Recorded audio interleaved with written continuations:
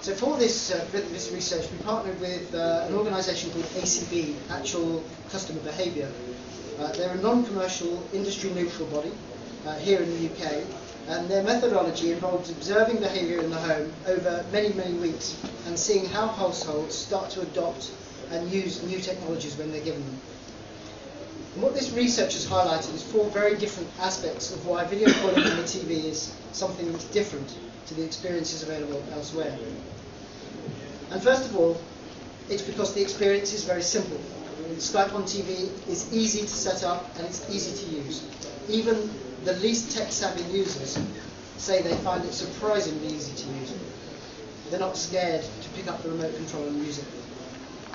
One of the other things that came out very strongly was that it's quick to access, and people love that feature. They say, well, if I want to Skype my friends, if I have to get my laptop out, I have to boot it up, and 3 minutes later I have to load Skype up, and it's slow. I can just press a couple of buttons on my remote control on my TV, and I'm immediately calling. Properly, and you could sort of, see he was really excited about seeing how that was. Looks like a complete breakthrough in terms of that. It really made me want to do it more often. Yeah, it's great.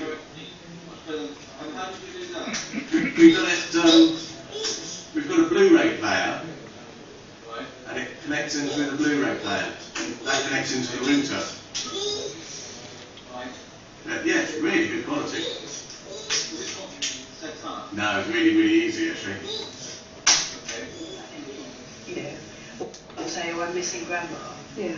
That's fine. Grandma can be in the living room 5 minutes later, but she thinks that's normal. Yes. And somehow, because it is so instant, the fact that her attention span is short doesn't matter. Whereas somehow it always comes back to back to go load it up into the other room and get it all set up, not gone. I think it makes a massive difference, I think, yeah. He's got to the process whereby they haven't got the camera or anything, but he's got to the process where he's signed up for it. But I went on just to have a look. And I would have to say that I found that process really easy. You did? Yeah, I did. Really easy. So then I put my dad's name in it. Yeah. There are obviously millions of them. He told you what he really wanted. Well, no, and then we got to the United Kingdom with Dad's 76. I thought that might be him. So I phoned it and then bottled out because I wasn't sure if it was him or not. Oh, really? Yeah.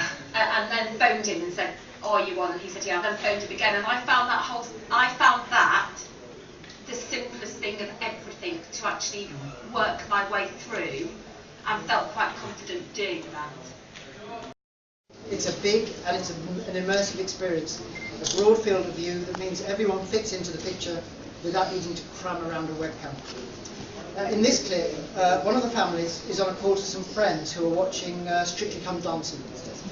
The conversation quickly engages the whole family, and they start talking about the TV show, until the friends they're speaking to threaten to spoil the programme and tell them who's being voted on.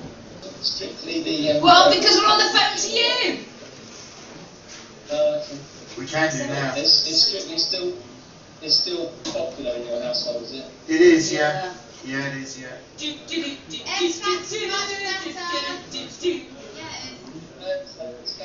Start getting in.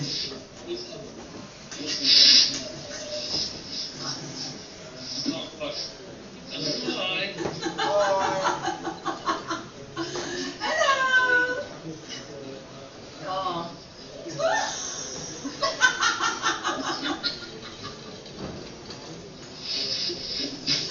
Honestly, this is brilliant. Yeah. Honestly, this is so exciting. Do you? Yeah! Why? I don't know why. This is just... Come here, look. Here's... Hello! No, I can't. Here, go, stand up here. So they can see you now. Hello! Ah! Oh, no, don't tell me! Let's play something.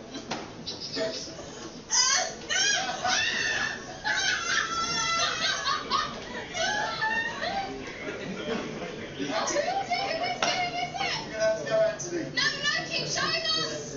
What is it? Who's gone? The mad family. I think what's interesting is that a lot of these calls actually take place during peak viewing hours. And households, certainly in our research, they've been quite comfortable with the idea of putting their viewing on hold, perhaps by pausing the PVR, in order to engage in Skype calls with their friends. And that social engagement over a Skype video call is really something we see as very important. Almost as important, if not more so, than high-urgency primetime content. And that was something that really surprised us, that they were prepared to sacrifice their primetime viewing and move it around in order to have those social calls with their friends and family. The third aspect of the experience is the freedom, and you saw it a little bit there in terms of people being able to come in and out of the picture. But on a TV, you're really not tethered in front of a screen. You can do other things while you're on a call. You're free to move around. You're not just a talking head in front of a webcam. You can see other people, and they can see you in the context of your living environment. And I think this clip from the research shows that quite nicely.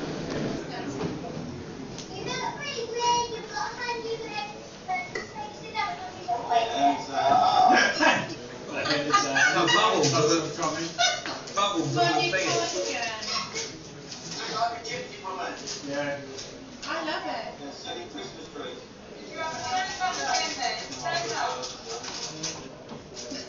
Now we've got off the old fashion show. I'll get a stand up in a minute. How many of them films have you watched? We watched Kung Fu Packages now. Right.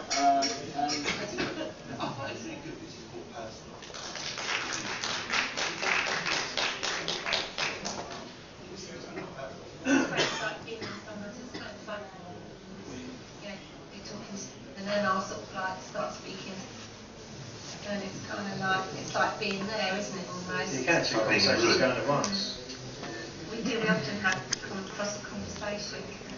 Although it's surprising, the other day we were talking, it was 13 minutes, wasn't it? You'd be surprised how quick time goes. Surprising how time goes. Watching her use it. And the first time we spoke to him, Excited from the music. so excited, it was lovely Yeah. sort of see him there, because we hadn't seen him for a while, have we, at that point? It's so much better than a phone call. It feels like it's personal. You feel like you're in the room with them. To see someone, it's a big thing, isn't it? To be able I to see think I actually someone. put my arms out to go. And perhaps the most unexpected output from the research was that we've started to see Skype on TV changing people's behaviour in the home. Instead of planning a call, which is quite common in the world of Skype today, people are making much more spontaneous use of Skype on the TV.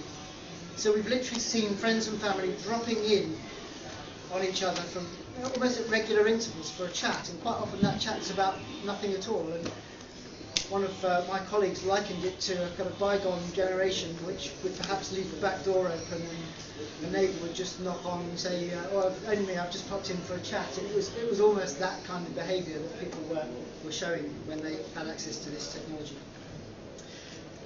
We've also seen it change some of the social dynamics within the home as well. Now, in one household, the TV remote control was dominated by the teenage son, and he literally dictated everything that went on that TV. His mum had access to the remote 1.5% of the time. They got Skype on the TV, and he actually conceded the remote control to her. And he said at one point, I'm still not going to let you watch Holby City, but I will allow you to use Skype to speak with the family. Now this is the family, and their TV viewing has just been interrupted by a call from a relative. Oh, gorgeous! Very good quality. No, stop filming. It is a lot. Oh, it's good now. Are you on the Mac? Your MacBook? That knitted so good. No, this is it. Hey, is it a sock? No, it's like half a scarf. Oh, strong. And then look at this. Whoa. That's nice. Not So does all this mean then that the age-old dream of TV video calling is finally becoming a widespread reality? Well, we believe it is. The quality of the experience is now at a point where consumers want to embrace the product. They can buy into that experience at an affordable price, and when they do, it's easy for them to make contacts with all of their friends and family across all of the available Skype endpoints. And for that reason, we believe that by the end of the decade, video calling on TV will have become commonplace